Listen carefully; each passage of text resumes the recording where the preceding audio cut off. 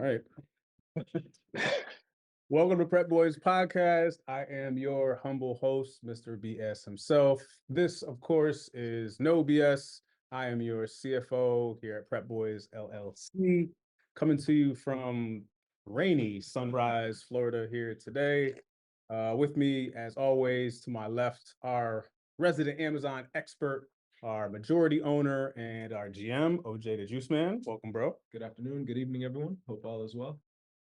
And then also give a warm welcome to our the soothing and sarcastic onboarding professional, also our COO, Jason. How's it going, bro? It's going good, guys. Glad to be here again. Well, not there, but on the podcast. You were here 2 weeks ago. 2 weeks, yeah. 2 Back weeks, in yeah. Connecticut. And today we have a very, very special guest. He's a husband, man of many hats. He is OJ's boss. Yeah. Also a mentor to us all.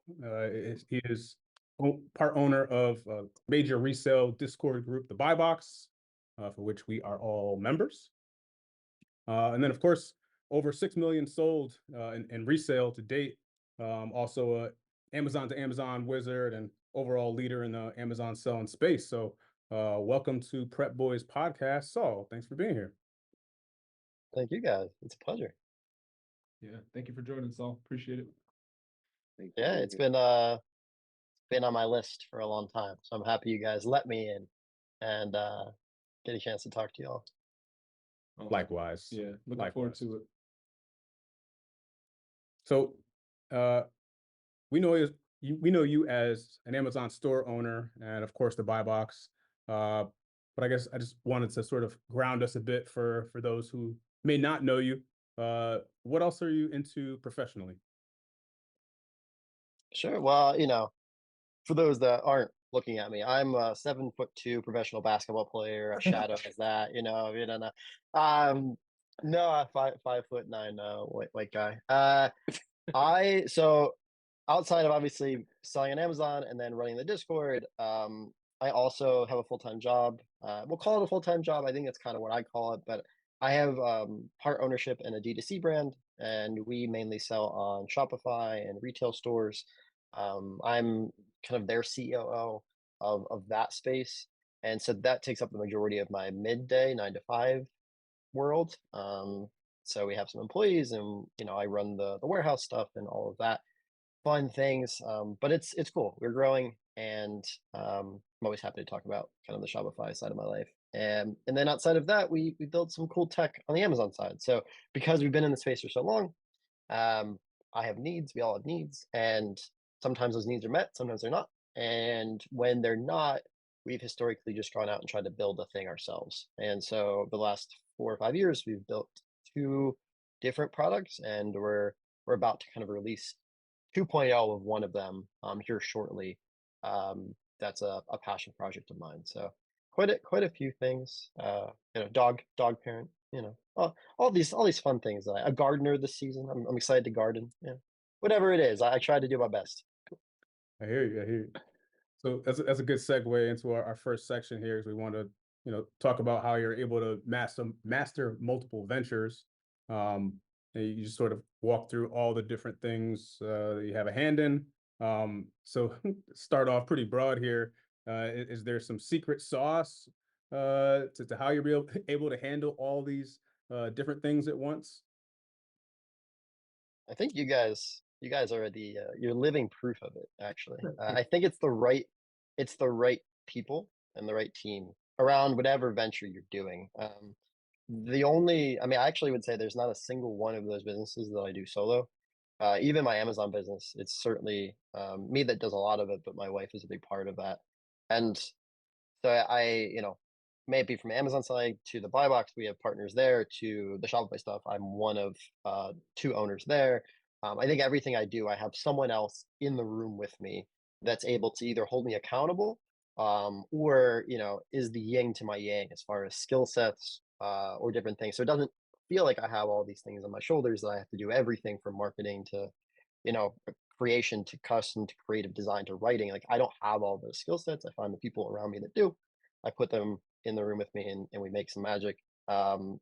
Google Calendar, if we're gonna get real technical, is a great tool. I have one calendar, but I have like a bunch of accounts connected to it, so it's all color coordinated, and that really helps me coordinate things. Writing stuff down a lot. I have a Rocket Book, no hashtag ad, but I'm a big fan.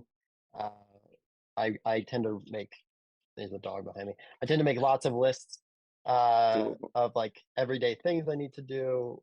Two of them, yeah, regardless of the business that I have to do them for. So yeah, it's I think when I say things out loud like this, it feels like I do a lot. But then when I actually get to live my life, I'm like, I could do more. Like I just feel like there's always room to do more, and I know you guys get that too. So, but yeah, it's certainly finding the right people to support you, and you can support them. That's my secret, if anything, to being Yeah. successful. I think those you made several points that resonate, with us and specifically myself. I know on the last podcast a few weeks ago, we mentioned kind of the better together. When you're working with a partner, or, looking to accomplish the same task, it's a little easier than going at it alone most of the time. So that definitely, hits home for me. But given that you do wear all these hats, Saul, and not all of them are kind of in the same industry, you're kind of across multiple spaces, and like what's kind of the most challenging part in managing these different business ventures for you? It's a good question. Um, I mean, I do think while I love my calendar and I love my notebook, I think there is a level of time management that can be a struggle. I think it's less about managing the day to day, but it's more managing the expectations around specific projects. So, for example, like we have the SaaS, we have the software, we have a launch plan, right? So we know I want to launch the software X date. I have to do some level of marketing for that. I have to create content. I have to do things. But in another business, we're launching a D2C product. And if I don't always keep track of like the big events, they sometimes collide. And like that's probably by far the most stressful like weeks when I like accidentally scheduled three big things to happen in the same week that while I fundamentally have enough time, there's always leakage. There's always things that are going to come up that I wasn't prepared for. And then I like fighting which one do I focus on. I ultimately feel guilty a little bit if I don't focus on all of them equally. Um, and so that can be a struggle. And then part two of that, I guess, is delegation. It took me a long, long time to figure that trick out. But I'm a little bit of a perfectionist. I think that some of you are as well. And like sometimes you want to do everything yourself and you just don't have enough time. And you have to realize that it's okay. Number one, sometimes things don't even have to get done. Like there's probably things you're doing that you don't even really need, no one needs to do. Like they're just like extra things that make you feel busy, but they're not actually productive. And then number two is like things that are important maybe don't have to be you. It can be someone else. And maybe you already have that person on your team or you need to go out and get them. But that finding the right person there is it's a huge stress relief when you get like that right person in that right spot that allows your brain to like unplug from worrying about that thing, whatever it is. Yeah, no, I agree with that. Having the right people in the right seats is definitely a major key when it comes to one business, let alone multiple, for sure. Yeah, and it's okay to hire the wrong people too. Like I like you will fail. Like just because you're gonna fail as a business owner many times if you're trying, you will also like fail at a hiring manager. like like there are like some people that look amazing on paper, or they just look really good even in interviews, and then you bring them on, and then like 2 3 weeks later, it's like they're not. I think a lot of the onus is on us as the hiring person to make sure that the individual is supported and trained correctly. But at the end of the day, there are some people that just weren't a good fit for that role. Doesn't mean they're a bad person. Doesn't mean they're not a good fit for the company. Just that role was not right for them. Um, Figuring that out and not taking blame yourself, not putting blame on them, but just kind of amicably separating them from that situation, going out, maybe finding the right person for that job, is also a skill. But if you can manage to do that too, like just understand it's not as simple as snapping your fingers and finding a person to like make your life stress free. Like there is a stress to finding that person too, but be like kind to yourself, be kind to them, and if you do enough, you'll find the right people. You'll figure out what to look for. So how do you generally split your time in between these businesses? I know you mentioned Shopify, Amazon, you're a husband too. I'm pretty sure you have some hobbies. How do you time block or split your days up? And this is my hobby right here. Um, that's about it. So I'm fortunate where probably 70% of my day I can do it from my computer. And I think that makes me fortunate because most of my businesses are run online.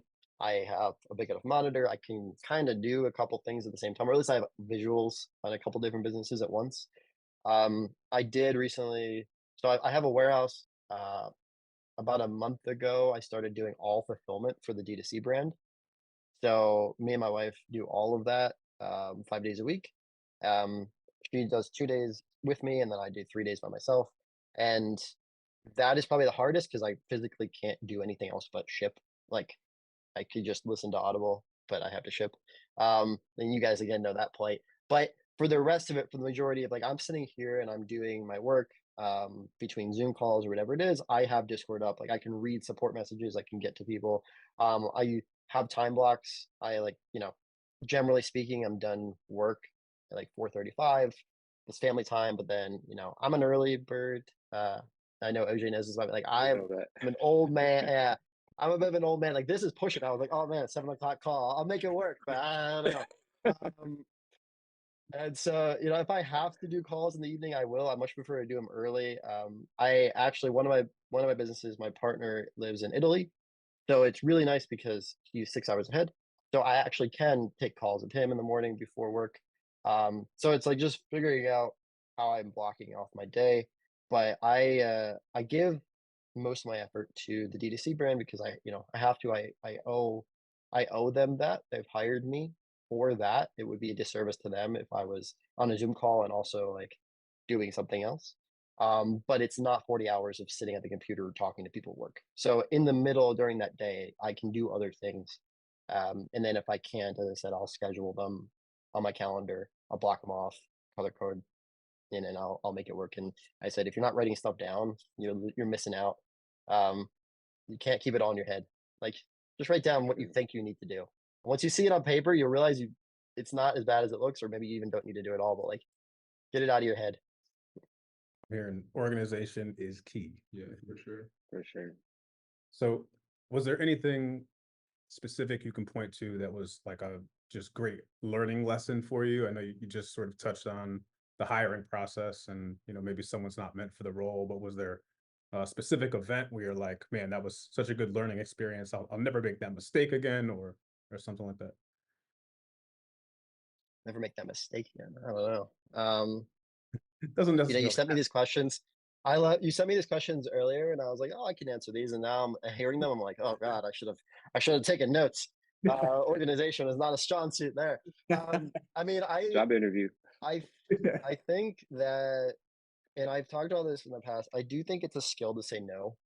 Um, I think that some of the best things that I've learned is I've I will confidently say I'm in the position I am in today because I've said yes, right? I have historically said yes to things, even if I didn't know how to do them, and I've figured it out. And I think that's taken me a long way, and I really appreciate my ability to navigate those circumstances. But there's a time and place to say no. And I think when you are already doing a lot, um, you have to learn to say no because every time you say yes, you're actually saying no to something else, even if you don't know what that is. Yeah. And so, some things aren't as easy as just saying yes. Like that would be my biggest learning point is comfortably saying no, even if I kind of want to do it because I either am going to be too thin mentally, or I have other priorities, or I realize I can do one more thing, but maybe this isn't the right thing for me to do right now, and I should save that for like a yes down the line. Good tip. Yeah, no, for sure. And so I know earlier you mentioned a little bit about, delegation. I kind of wanted to pick your brain on that. Like, how do you determine what to delegate, when to delegate it? Do you typically kind of unload tasks that you feel like aren't your strong suits? Do you have to kind of learn those tasks before pitching it to, let's say, an employee? Or what's kind of your process there?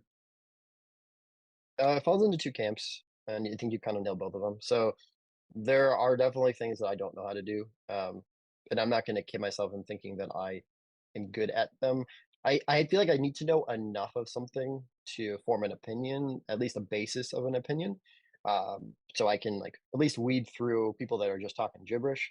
But I'm certainly not a master, right? So like for an example, I am not a great like creative writer. Like I think I'm a good, decent writer. I like to write things. I like to create guides and business material. But when it comes to like writing an Instagram post, that's probably not my skill set. I like to think I understand what a good Instagram post looks like, though.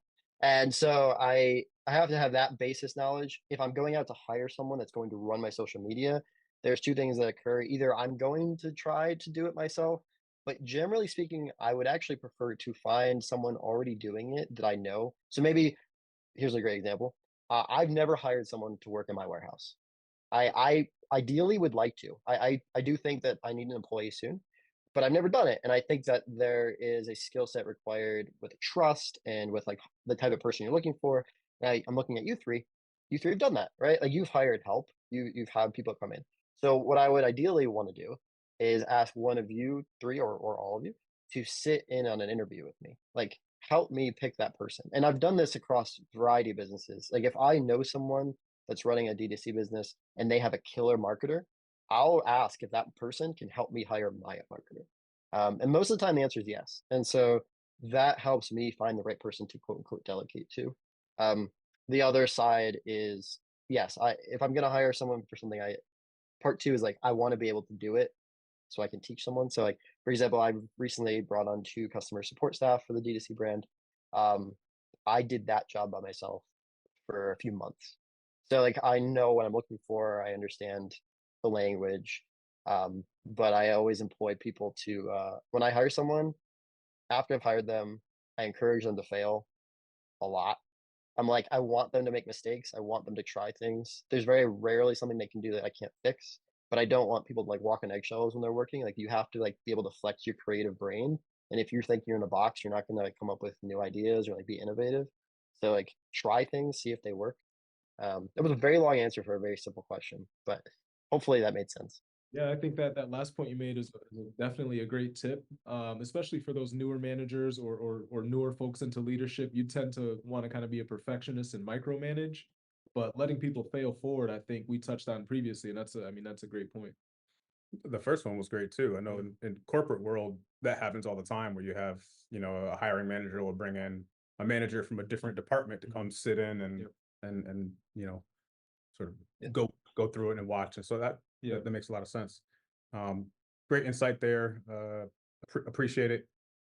So clearly with all those different ventures you're into, you're going to have many business partners as well. I guess to shift gears just a little bit, your more important partnership, your wife is also in business with you. So I'm just curious, how long has that been that you guys have gotten to the Amazon journey together? So we've been a couple for 10 years this year. And I started selling on Amazon. Thank you. I started selling on Amazon 8 years ago. So like she was there, right? Like when it started. She was certainly not impressed. Um, I I think that as a brand new Amazon seller, it looks so messy, man. It's like you try to explain to someone who doesn't really. It's not that they don't understand or can't understand, but like it's kind of foreign. And you're like, hey, yeah, I just went and bought all this stuff that I don't like and I would never use, and it kind of looks like junk, but I'm gonna sell it. But while it's being sold, it's gonna sit in our apartment. Um, When you say it like it's a hard, yeah, like Not really it's a convincing. pitch, man. That's I think how she looked at it at least. She's like, suddenly I walked in, and I couldn't use my couch anymore, and I'm like, well, this is what we're doing now. So she was on board as long like she wanted to understand it, but she didn't really get involved until a few years later. Her whole thing was, it did take over the house at one point, take over the apartment, and she was not on board with that. So like, as long as I was able to like create space for us to live and for the business, like she was pretty cool with everything. I tried for years to get her to source. Like, oh my god, I tried so hard. I was like, listen, we're going to the store. You're already with me. you can just scan. You just take the app out. And it did not take. But she was really into prepping. She was like really enjoyed making boxes and like those little Funko boxes or like just boxes in general that I could put products in. She's like it was therapeutic or just like it was very relaxing for her. So that was a big win because I hated that. Um, but it wasn't until she actually was able to leave. She worked full retail. She was retail management and she hated it. And she was able to leave her job because of reselling that I think that really helped. And then, now she still does it's still mostly prep work if she's going to help me. Um, she certainly started scanning a little bit, which was a very big day for me. When she like brought something to me at Target and she was like, I think this is a good buy. I'm falling in love all over again. Um, but yeah, because we had the warehouse, I think it's really helpful that like like, we've moved 5 times in the last 7 years, and there was a lot of like stuff in it's just like some homes were easier than others to like navigate with working this kind of business, but the warehouse has really helped with that. And so she mainly does like FBA shipments with me, like helping me pack boxes for shipping and things of that nature. But she's a really great motivator. I think at the end of the day, she probably is the most helpful in that regard. She's like, why don't we do an Amazon shipment today? Like I'll be super busy. I think Amazon shipments probably fall to the bottom of my list of all the things I do because they are so monotonous and tedious sometimes. And she'll be the first to be like, hey, like it's whatever 3 4 p.m. Let's just knock out a shipment. Let's just do it. It won't take that long. We're here. Let's just like I think she she's certainly pushed the business forward because of that, just like keeping me in check. Yeah. But yeah, Oh, that's great, and I think you kind of dived into a little bit of how how your wife got on board. With selling. Mainly, it was kind of a space issue, and really just kind of wanted to get some of the stuff off of the couch. So we can understand and appreciate that. So when it comes to like partnerships, Saul, what's been, I guess, your criteria when looking at certain different partnerships, or how do you evaluate whether you're going to look for a partner in a specific venture? I think they've all been pretty organic, which I'm fortunate about. I'm trying to think if there's been a time where I've like kind of seeked out, like posted, they looking for business partner or looking for something like that. And I don't quite think that's the case. Um, well, I guess I'll get into it in a second. So most of my businesses have been very organic in the sense of, the buy box came from a place where I was learning how to sell on Amazon. I was in a Facebook group and a Discord group separately, learning how to sell on Amazon and doing things. And there happened to be a guy that was also in those two groups, which is like super like just the odds of that happening. And then on top of that, he was like messaging the owner of one of the groups the same time I was, and it just like we just kept bumping into each other in a lot of ways. And he happened to live an hour away from me, and it was just like okay. And so we connected, and we just were like we're kind of at the same level. Let's just do this together, stronger together. And then we wanted to help friends and family. So that's really how it started. It wasn't like let's get rich and let's make money because we certainly haven't gotten rich from the buy box. It's more like we started this like just trying to help other people for free. And then that got to the point where it was like kind of too big. And we actually ended up partnering, another partnership. We ended up partnering with the original Discord group that we were in and helping their members do Amazon. And then that got too big. So then we launched our own Discord server. And like you can see the evolution here. It just comes in stages. Like if we had just jumped from nothing to like the top, I don't think it would have worked.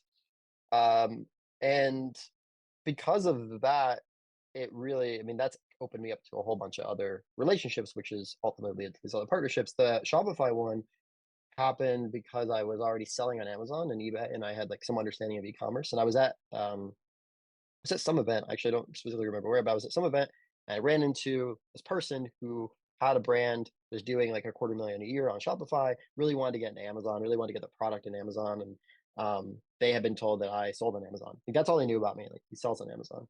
And so they asked me if I could help get their product on. And I was like, sure. I had never done that. Um, I've only ever sold someone else's product. So I was like, yeah, I'm happy to try. And so what I did there is I was like, I'm just going to do it for free. Like I wanted to learn just as much as they wanted to happen. And so it was a perfect opportunity. And so I was like, yeah, let's do it. I also like doing things for free at the beginning because there's less expectation on you. Like as someone who's very busy, when you do things for free, obviously I'm gonna get it done, but it's different. I'm not gonna get it done tomorrow because they understand that I have other things and they're not paying me. And so it gives you a little more room to breathe than if you like go into a formal agreement right away. Um, but yeah, I actually volunteered for like 3 months with that brand. Like I went from getting them on Amazon, then I was there. She was like, well, you came from the corporate world. Like I was head of sales before all of Amazon. I had a bunch of employees, and she was like, I have employees. I don't know how to manage them. Can you help me with that? So I came in and like create a whole management style. And like I did all these things, and then she was like, I have Shopify questions. I'm like, I've never worked on Shopify, but sure. And so then I helped with Shopify. And then yeah, she ultimately was like, all right, you're hired. I was like, I didn't ask. But she like gave me a job, and I didn't really necessarily want slash need a job, but I believed in the brand and I believed in what they were doing. And a year and a half later, she made me a partner, and that is the brand I'm still with, and I have substantial equity, and I'm a like a partner in that brand now. And that only happened because I told someone what I did and like just said yes. And then all of like the development stuff. That's I wanted a developer. I just asked someone who had a SaaS company, like who developed their product, and they were like, "Oh, let me introduce you." Uh, and so that was that how that happened. And then the second development one was Twitter. Actually, he reached out to me on Twitter, and he was like, "Hey, I built this tool." It was actually he had built a tool very similar to the one that we had built, but for a different market. And he's like, "I want to bring this tool to your market." And he actually wasn't asking me to partner with him. He was asking me to help him sell it. Like, can you sell it to your group? And I was like, well, let's talk. And 3 hours on the phone, he was my partner. And I was like, we essentially built the same thing. Why don't we build together? Because we'll be stronger together. So it's a lot of just talking. I just talk, as you've learned on this podcast already. And uh, I talk, I say yes, as we heard before. And yeah, I like when you're aligned with someone. Like you kind of need to have the same goals. You need to understand what the end game is. Not all of it, but like if one person wants to run a business for 50 years and the other person wants to sell it in 5 years, you're probably not going to work out. Like you have to have like, similar ideas of what success looks like. And then again, I think you also have to have some semblance of um, like what you're good at. Like I'm not a developer. I don't know how to do that, but he does. And so he wants to develop, and I want to talk about it on Twitter and help people with this tool, and that makes sense. Um, so similar to you three, I mean, you have different skills, but you come together, you make something beautiful, and that's a good partner in my mind. 100%. I was going to ask you some breakthrough partnership Yeah. moments, but it sounds like you just described it there. Right through it. Yeah. I think you mentioned about 4 partnerships there. It's just, it's awesome. So kind of looking at networking, Saul, because I know that's obviously been a big part of your success. How crucial has it been, when it comes to, networking in the Amazon space? Do you go to shows? Are you mainly in Discord groups? I know you're pretty active in getting a good amount of followers on social media as well. So what's kind of been your story there? I have a love-hate relationship with like we'll call it like quote unquote networking, like the conventional idea of networking. Um, also don't think I'm very good at it on the Amazon front, as funny as that sounds. I don't go to conferences, although I'd like to.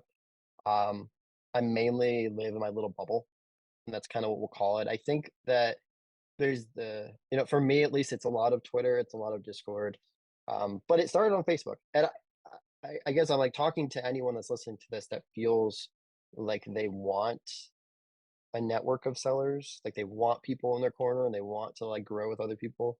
Um, there are more places to do it other than Twitter. I think that Twitter is like a really, really great community, and I love them. And obviously, like I've been embraced, and I want to help my fellow sellers on Twitter all I can. But it is a section of community. It's not the community. Like there are sections all over the internet, and I think Facebook has been a large part of my success, and I don't think it's talked about enough. There's like tons of Facebook groups, and I think that really is helpful as well. But I truly prescribe to the idea of leading with value, leading by giving, and I think that has, as you heard, probably gotten me to where I am most of the way. It's like we started a Discord group for free by giving people information because we wanted to help them. I started the Shopify partnership for free because I just wanted to give her information and help her. I think you create stronger relationships by starting from that place than like the give me place as opposed to like I'm gonna give you something.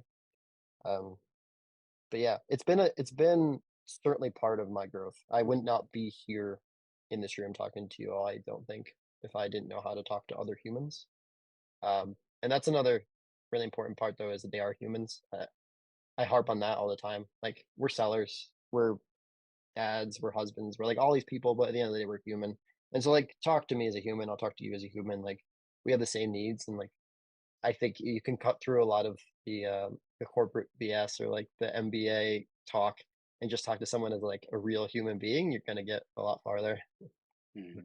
I like that. Practice thing too. Me and Jason went to Miami Sellers Conference this past weekend, and we were a little bummed that OJ couldn't come because I mean he's the networking king over here. It's would be much more beneficial if you were the guy going, but it forced us to like step out of our shells a little bit, and we made some really great connections. So sometimes it's just a matter of Talking going to people. Yeah. Came to the point where I lost my voice. I'm not a big person on networking. I don't really like doing stuff like that, but it was a great challenge to actually have to do that. And we made Yeah. really good connections. And another question for you. So I know you said organic conversations and giving things away for free. Are there any other ways or approaches you do to nurture new business connections or meeting new people? I think, I mean, to actually like create the relationship where the conversation is started. Mhm. I've gone to a lot of conferences for the Shopify brand, and the owner of that brand is actually probably the best. I've never met a human being like her to where she can talk to anyone, and within 10 seconds they're talking to her. And um it's 100% a skill that she's harbored for 30 years. Like it's like not something that you have to like force yourself. People are way more like they're way more open than you think, but no Mhm. one wants to make that first move, quote unquote. And like one conference I remember, we were in a huge hall. Like think like for anyone listening, like ASD, like it was like hundreds of vendors and we're just one table. And we were getting a lot of traffic, but like she wanted more. And so what she did, and there was there would be sessions where in between the hall visits, people would go and like learn stuff in different like breakout rooms. And so there was one elevator that people had to go up and down to get to these rooms. And so during this, she would stand at the bottom of the elevator, and every single person that came down the elevator, she would high five them and give them a flyer. Wow. And Wow. it didn't matter who they were. They were like, she would be like, I'm blank. Like, this is who I am. She's like 4'10". Like, she's like a big personality. And she's Yeah. like, I'm here. This is who I am. This is who we are. Come check us out. And it was flooded. Like the amount of people that showed up because like they knew who she was. Like they didn't not like her and they weren't actively avoiding her. They just didn't know she existed. And so like that's kind of the root of that story. It's like you just have to like make sure people know you exist. So like go up to them and talk to them. It doesn't have to be about business. I love talking to people about like anything other than business actually. Like it could be as simple as like their haircut. Like I don't care what it is. You can make anything interesting, but their accent, what they're wearing, like something that they're holding, maybe you kind of like half overheard something they said, or interject yourself nicely into a conversation they're doing in a group setting, not like one-on-one. Anything to create a relationship again as a human. And then once you shake their hand and actually say hi and look them in the face, you can then get to the point of like asking what they do or telling them what you do, or like getting to any place where they're like, maybe is it symbiosis relationship that can occur. But even if like if you talk to someone and it's not a good business relationship, that is not like a failure. Like again, I wouldn't be in my partnerships if it wasn't for people connecting me to the people I'm ultimately partnered with. And so just because I didn't work directly with those folks, they liked me enough to recommend me or talk to me about me to someone else. So that's yeah, that's I like that's the answer to that for me. the personal relationship first before you go into the business relationship. Well, Some people are so aggressive with it. Like that. they're just like in your face, like immediately business, like immediately like, so what are you selling? Or like, how much do you sell a year? Or like, just like anything to like, there's just like, it's, and I don't blame them, right? I think they mean well, but I think it's off-putting, at least for me. Um, and there are 100% people that if you talk to about anything other than business, they like are annoyed with you. like, don't talk to me. Like, if you're not gonna make me money, don't talk to me.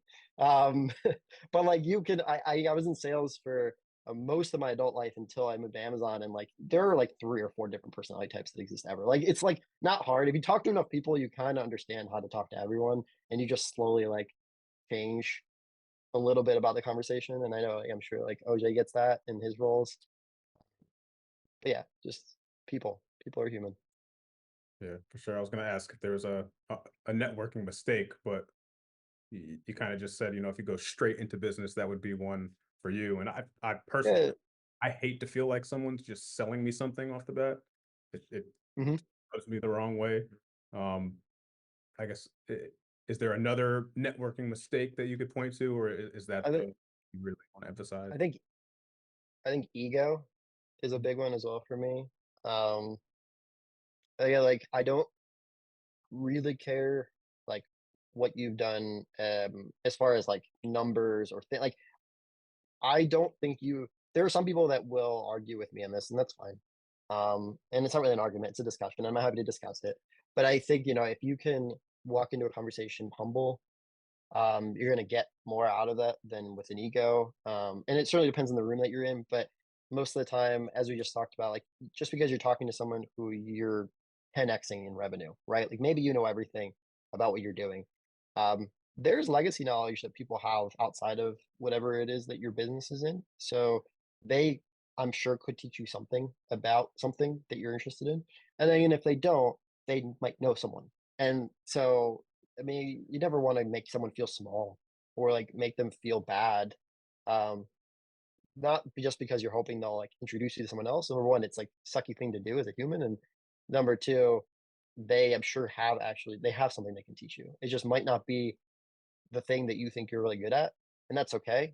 But there's like certainly other ways to be successful. Like maybe they're better at networking. Maybe they're better at talking to people. Maybe they're better at hiring. Maybe they're better at like optimizing warehouse space. Like I don't care what it is. Like I'm sure they have a skill.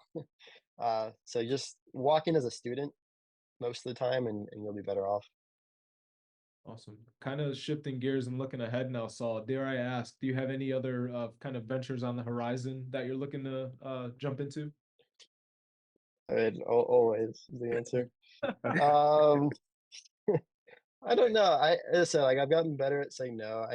But we and OJ, you know this. Like we had partnered with a bank not that long ago, and we kind of put it on ice. But I think there's opportunity there, way more opportunity than we've like put effort into, and like kind of an e-com bank for Amazon sellers, um, which I think could be interesting.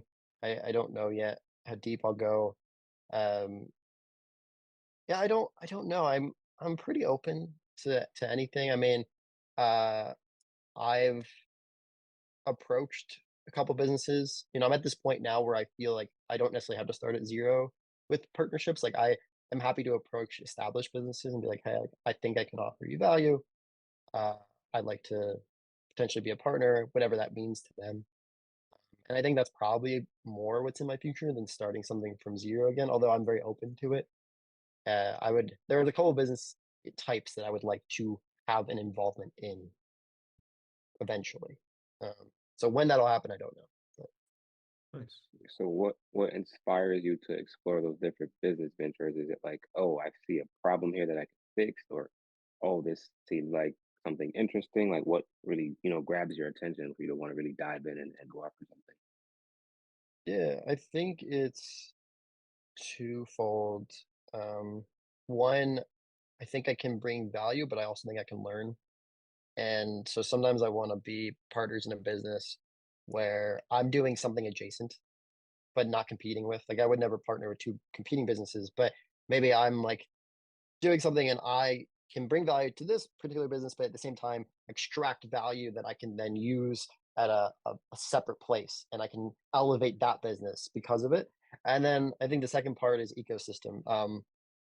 There's some really great guys on Twitter, and I'm sure you follow them all, but like Sweaty Startups, or like MHP guy, like both of those guys like fully encompass what I'm talking about, where they might own 20 businesses, but they're all kind of interconnected at some level. Like they almost service each other.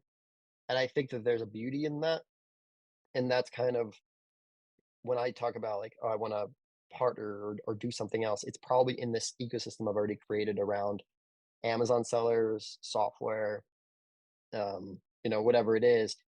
I have an audience, I have people that trust me. I want to do right by them. There are other businesses that exist that I can't say are good or bad, but maybe I can bring something to a particular business and, again, in my opinion, make it great. And then I can then bring that to an audience that trusts me and they get a good experience from it. And that's, just kind of continuing to stack that full circle. Saul, you've been selling, of course, on Amazon for several years, and it's an ever-changing marketplace. Of course, every year there's kind of new changes and new things that come down the pike.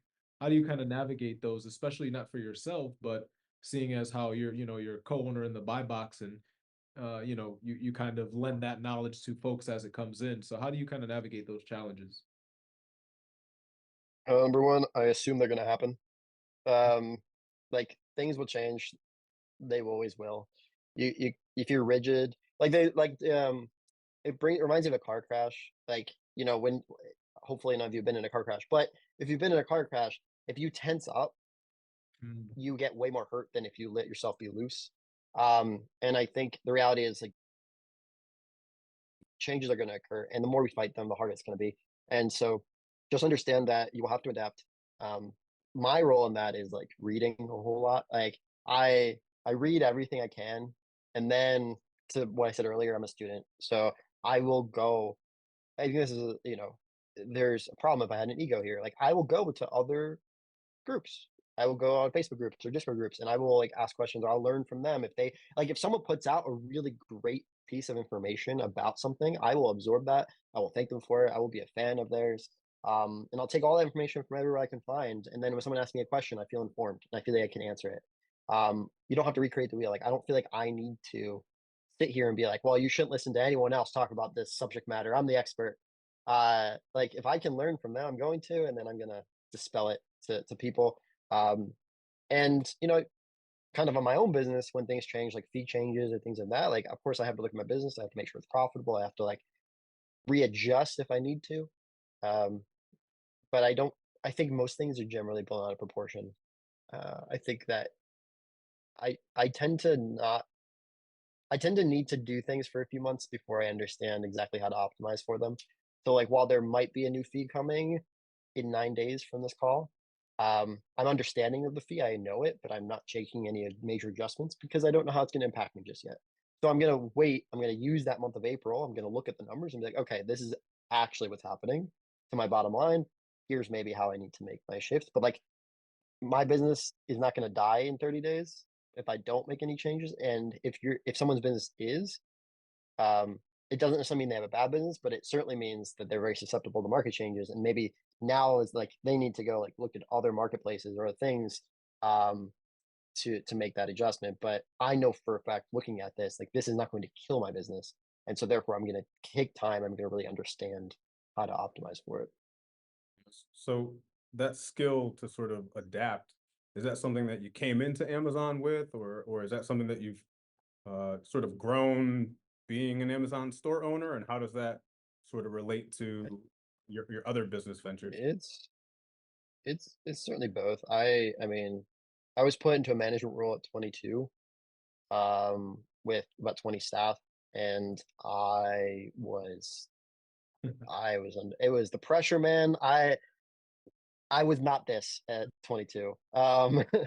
And so I think that I tried to fight a lot, and I was rigid, and I suffered for it.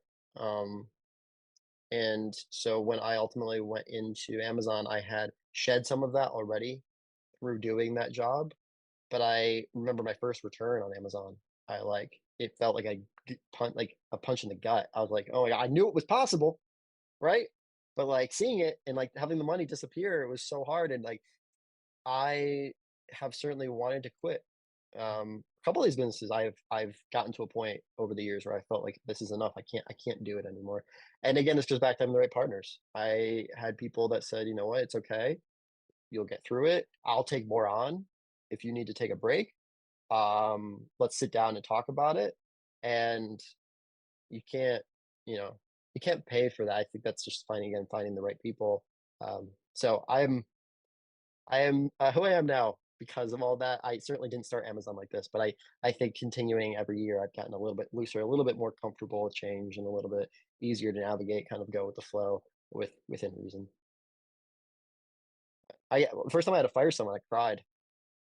Like I will be very upfront. Like I I had to fire someone in person. Like I think firing someone Wow. on Zoom is like a little different, but it's still hard. But I had to sit in a small office, smaller than this room I'm in now, and I had to tell someone that they weren't going to get paid anymore. And like, I wanted them to be so successful. Like it just hurt so bad, both because I knew their life was going to change, not like monumentally, right? They were young. I'm sure they could find another job, but like it was going to change. And also because I feel like I had failed them, or like I had put them in a position of failure. And yeah, so I cried. And the one of the people in the company, um, she was near retirement. Like she'd been doing this a long time, and she pulled me aside. She's like, "I know that was really hard, but it's okay." And I'm more like, "No one's going to die." Like she was like very like, "This was like the hardest thing, right, for you at this time in your age. That human being is going to be okay. You're going to be okay. This was best for them. This was best for everyone." It took a long time. I was like shaking. It took a long time for me to like you should never be comfortable, I don't think, firing someone, but like it took a long time for me to like, be like, okay, like I understand now what needs to happen, but yeah, things are hard and things get easier with time. So through those trials and tribulations that sounds like you went through with that first job, did you develop any like unexpected skills that like you have like an aha moment in any of your business ventures that maybe that you can use or you've been using currently? It's gonna be like it's not gonna be fun. It's gonna be like a cliche answer. Um, I don't know. I mean, I think I've kind of expressed that through this call of it's so lame though. It's like I want to say that like the skill is kind of being able to figure things out, but that's like such a like cheap feeling answer. But the reality is like obviously I said yes to a lot of things that I just figured out as I went, and I do think that's a skill. Um, I I think the skill that I've been able to hone more over the years is talk again, kind of what we're doing now, like communicating at a level that I think people understand.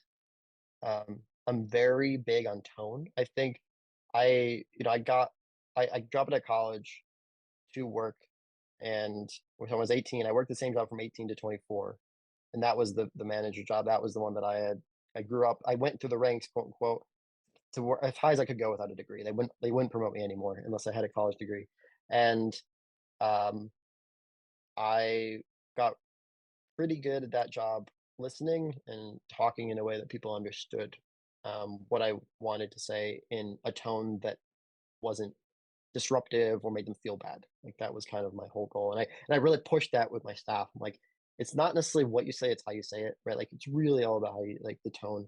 And I think that has then carried me through. So I think on the Amazon front, I've had people that look up to me, which still feels weird, but I think part of the reason is because I can talk to them in a way that makes them feel heard and makes them feel like motivated and create momentum, and taking difficult subject matter and making it feel a little bit easier.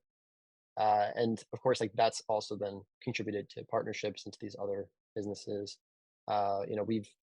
I've gone now through the D2C brand. We've raised money. Like we've raised rounds of money at like $1 million valuations, and that was super hard because that's going in rooms with people that do kind of have egos, um, and you kind of have to make them feel validated and heard, but in a way that doesn't like make them angry or like scared. Uh, so I just keep getting put in situations where I have to talk, and that is a skill I just keep continuing to develop. Makes sense. Awesome. Yeah, I know we're almost at the top of the hour, so I know you're looking at your watch there. Oh, I'm fine. So kind of just circling back up on Amazon, and I know you You know, knowing you for several years now, I know that some of the tools that you utilize, but what are some kind of essential tools in your tool belt when it comes to selling on Amazon? Like software tools. Yes, sir. I mean, there's only really two that you need. But I can talk about what I use. I mean, obviously you need a pro seller account. So anyone listening to this that hasn't started Amazon yet, and you want to, I mean, if you haven't started and you want to start, start. If you haven't started, you're not sure about starting, start. Um, and when you start, get the pro account. $40 a month. It's worth it. That's really like number one. Number two is Keepa, right? Like I think every person listening to this that sells on Amazon needs Keepa. Like, and that's been drilled into people's heads, and that's the reality of the situation. Like you have both those things, and you can actually go make a profit tomorrow. Like you can go buy some used books at the thrift store. You can look at Keepa. You can understand, watch free YouTube videos. Like I'm one. I'm generally I'm a terrible salesperson because I tell people not to buy the stuff I sell. Like the reality is like you don't really need a lot of tools or software to be successful. I tend to think that software and tools need to come into play when you're either trying to maximize your time, maximize your profit, but you should have an understanding of what you're buying. Like I don't generally like the list of like get these 5 things and then you look at 3 of them and as a new seller you're like I don't even know what a repricer is or does, um, or like what inventory labs is. And I know OJ's he made that switch recently, but that was tough.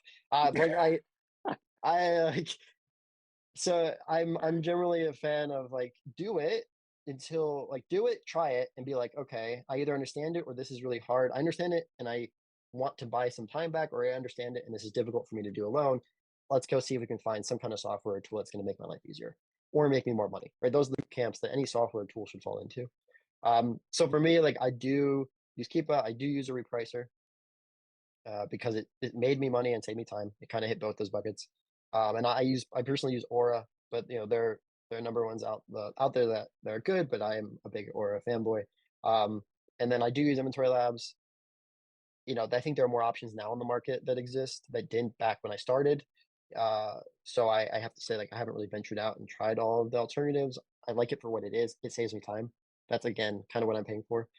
Um, and those that might be my stack. I mean, obviously, I would like to think I'd be a customer of my own software, but like, but again, like it'd have to fulfill a need for me. And so like I never tell people to buy things that I create unless they have a need. So like I sell like 60 or 70% A2A. That's where I source most of my inventory from, and so I have built tools around that. So most likely I would be paying for some kind of A2A software if I didn't already have it for free because I built it. Because I would make me money. Like it would make my life easier and make me money. But there are a million pieces of software out there, and I think they're all really good depending on what your needs are. And you should try them. I think the biggest thing I pay for is education. I still spend probably a couple $1,000s a year in some level of education. I recently paid $300 for a course on how to be a better writer, because I think again that's a skill area I like to be better at. I still pay for Amazon education. There's a couple groups that I've been in for 8 years that I just really like the community and I like the atmosphere. And I'm like, all right, like I learn a thing or two here and there, but at the end of the day, like I'm paying for, you know, saves me a little bit of time, whatever it is. But I like what I'm getting. So um, yeah, I think that's everything for me. Is there anything that sort of an underrated tool that you could point to? I mean, I think Keepa is still the most underrated tool. It's massively cliche. It's $20 a month. It could be $200 a month. We don't pay for it.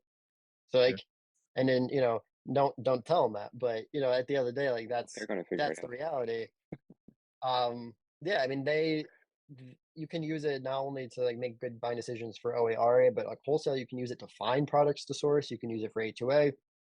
You can use it for like reverse sourcing other sellers. I mean, it kind of does everything that you might ever want. And then on top of that, all you're really doing when you buy other software is making life again easier because it's very manual with Keepa. But you're paying for it, use it, understand it. Like I truly, if you're going to pay for something, use all of it. Understand everything that you're getting out of it. Yeah, makes sense. All right. Well, Saul, we greatly appreciate it. Thank you for your time, for your insight. Again, we're gonna see each other many times as we're in your group. So, but yeah, really appreciate you taking the time up to give our platform some love. Yeah, of course. I love what you guys are doing. I hope that more people find out about you. Um, I don't want it to be a secret forever, but it's a pretty good secret. And yeah, I've done a number of podcasts recently. I think in the last 3 months, I've maybe done close to 10. Um, Oh, wow. I have to say, I like what we did here today. I really appreciate the questions you guys came with. Um, and if for those listening, you don't know, but these guys are prepared. They have an agenda thing, they have an organization, they knew what was going on. They told me a week in advance. Like we were on the same page, and not every podcast is like that. And I think that shows not only your dedication to this craft, but like your prep center, like everything you do. I think you show up with this level of vigor and experience and enthusiasm. So yeah, I have no doubt you guys will be successful with this venture as well. We appreciate 100%. that. Thank you, sir. Appreciate that. We'll give it to you for a second here if you want to plug any of your social medias or anything that you have. I said I'm bad at selling, man. Yeah. But you can find me for free. You can find me on Twitter mostly. It's at, because everyone has to say the at. It's at Saul sells stuff. That's a lot of S's, but it's just kind of how it sounds. Saul is SAUL, and I post there pretty routinely. These guys, as they're in our paid group, which is the Buy Box. You can also find that on Twitter. You can find that on the website, thebuybox.io. It is paid, so I'll go back to say, like, we help you save time and make you money, but at the end of the day, there's a lot of information on YouTube. There's a lot of information out there for free. Like, look around, see what's out there, see how best you learn. I think that we're really good, and I think that we offer one-on-one support and great guides, and we make a lot of A2A money for you if you're into that and other things. But I will never sell something, like, I'll never tell you need us to be successful. I think anyone listening to this can be successful without anything. But we certainly help you cut through it and save you time along the way. So that's what that is. All right, appreciate it. Again, we are the Prep Boys. We're here in our prep center in Sunrise, Florida. We're tax-free prep center here in Florida, the only one. Love to hear from anyone who's interested on how we go about that. You can follow us on YouTube at Prep Boys LLC. That's Prep Boys with a Z. Where we post every full-length episode of Prep Boys podcast. Don't forget to like and subscribe. You can also find podcast snippets as well as our other content on Instagram or X at Prep Boys with the Z _prep, and on TikTok at Prep Boys _prep center. We're also on Discord at Prep Boys with the Z, FL as in Florida. Man, that's a lot of different accounts. Well, that. Yeah, that'd be me. Great to have you with us again. As always, I'm Mr. BS. You can find me on X at Jesse _Prep Boys or on Instagram at Bright _Shadow. OJ, where can the people find you? Yeah, I'm on Twitter or X at OJ Prep Boys, and then I'm in Discord at Road to Riches. Jason, what about you? Find me on Twitter or X at the Lazy Reseller, or within Discord at Drip Drop Ship. All right. Awesome. Once again, thanks for joining. Look forward to doing it again. If you're looking for a prep center, check us out at theprepboyswithaz.com. Leave the prep to the boys. Peace and prosperity. We are out.